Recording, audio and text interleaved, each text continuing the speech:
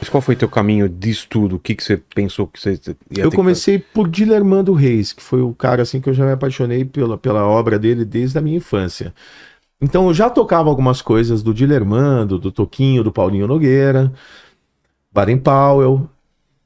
E aí conheci o seu Armando, e ele era também apaixonado pelo trabalho do Dilermando, e tinha um monte de vinil, e ele trocava de corda mais do que a gente que não tinha corda o tempo inteiro. Então estourava uma corda, era lá que a gente batia, assim, mano, eu preciso de uma Sei. mesinha, me arruma uma mesinha, vem com uma sacola cheia de corda usada lá, procura aí. Então era uma coisa legal. E o Dilermando faz um trabalho incrível, né? Depois, coincidentemente, minha mãe me contou que enquanto ela estava me esperando, né, enquanto ela estava grávida, ela ouvia sempre um programa que era apresentado pelo Dilermando Reis. E na introdução desse programa, aliás, não era apresentado pelo Dilermando, o programa do Dilermando é um pouco anterior a isso. Era um programa, talvez da mesma rádio, da Rádio Brasil, mas a introdução era a música Terno Olhar, isso em 1982. E ela ouvia, 81, 82, ela ouvia bastante esse programa. É uma lá. música maravilhosa. Aí, o grande Dilermando, exatamente. Até, pô, vou aproveitar então essa imagem que inspira e vou tocar a música Até no Olhar aqui, a música que ilustrou esse caminho.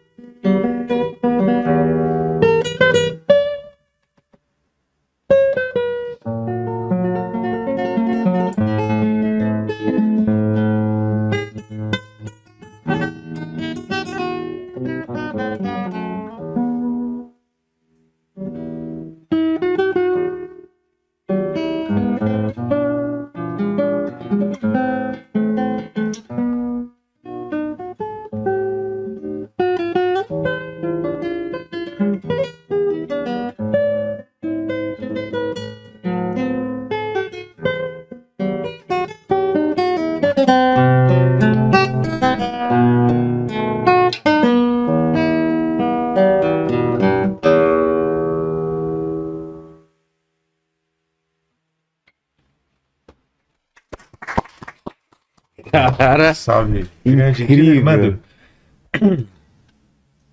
Isso é aquele disco é de que época, mais ou menos? Acho que ele é anos 60, 60? 70. Se não me falha a memória, ele faleceu em 77, Dilermando. E ele é responsável, assim, por trazer muita música bacana à tona. Havia assim, na verdade, naquela época havia uma série de compositores que estavam meio esquecidos. Então a gente inclui Ernesto Nazaré, por exemplo.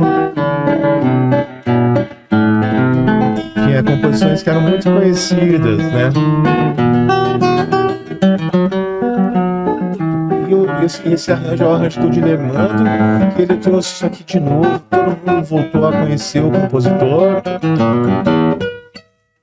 Pesquisou outras obras. Tinha uma versão mais simples e ele dava esse como que é? Assim, na verdade, o Nazaré era um pianista, né? Então a composição original é para piano, mas ele é anterior ao Dilermando. Naquela época as gravações eram muito difíceis de serem realizadas, Então você tinha algumas formas que não eram tão eficazes, assim, não entende? Gravava-se em cilindro de cera. Sei. Era super complicado. E o Dilermando aproveitou um momento onde a tecnologia estava em voga, que a tecnologia da época era a gravação em vinil, que na verdade tem uma qualidade fantástica, né? Aqui é uma até imagem hoje. do Ernesto. Olha só.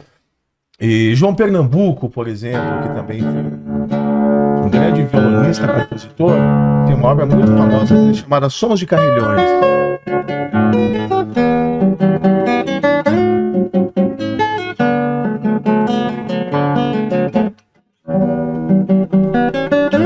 É o início da música brasileira, o que viria a se tornar o chorinho, o samba.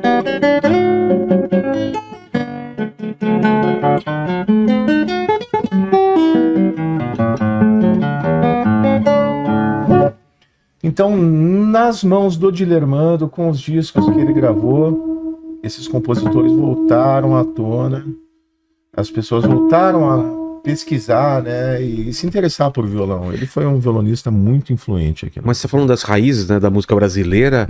Se você for lá atrás, o violão, a viola surge desde o começo nessa gênese? Na verdade não. Na verdade a gente tem instrumentos que são antecessores ao violão. Ah, é? Um compositor como Johann Sebastian Bach, Sei. nascido em 1685.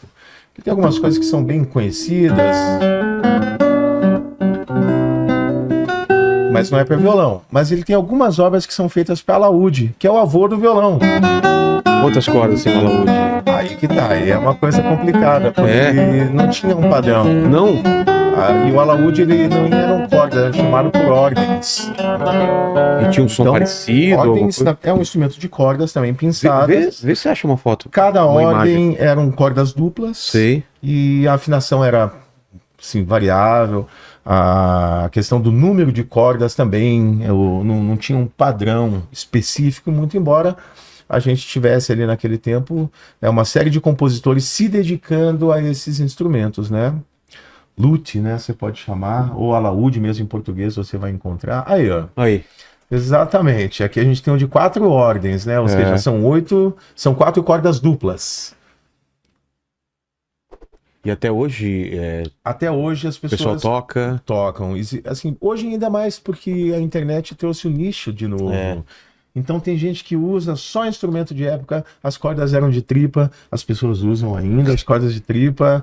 Então tem orquestras que utilizam afinação em 432, aquelas coisas que... 428, coisas que eram utilizadas em outros momentos, né? Em outros períodos musicais. E a galera gosta, tem concerto à luz de velas. A turma hoje tem espaço para tudo. Isso foi se perdendo ao longo do tempo. Sei. Mas hoje não. Hoje, graças à internet, você tem... Mas aí você tá falando que vem de Bach, e aí como que chega no violão? O Bach é um exemplo, não que venha de lá, mas o alaúde já estava lá, né? Que ele compunha para alaúde também. Isso, de tão influente que esse instrumento era, ou quão presente ele era naquele período. A gente está falando do período barroco da música, né? Final do século XVII. Posterior a isso, você tem a guitarra barroca, a guitarra clássica, e na guitarra clássica diversos compositores surgem, compositores assim, muito importantes para a história do violão moderno.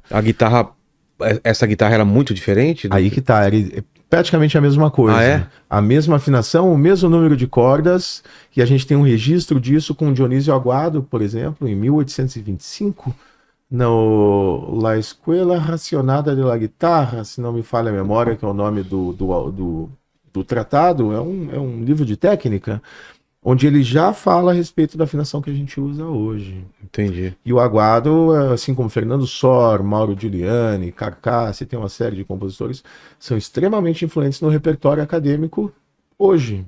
É? É.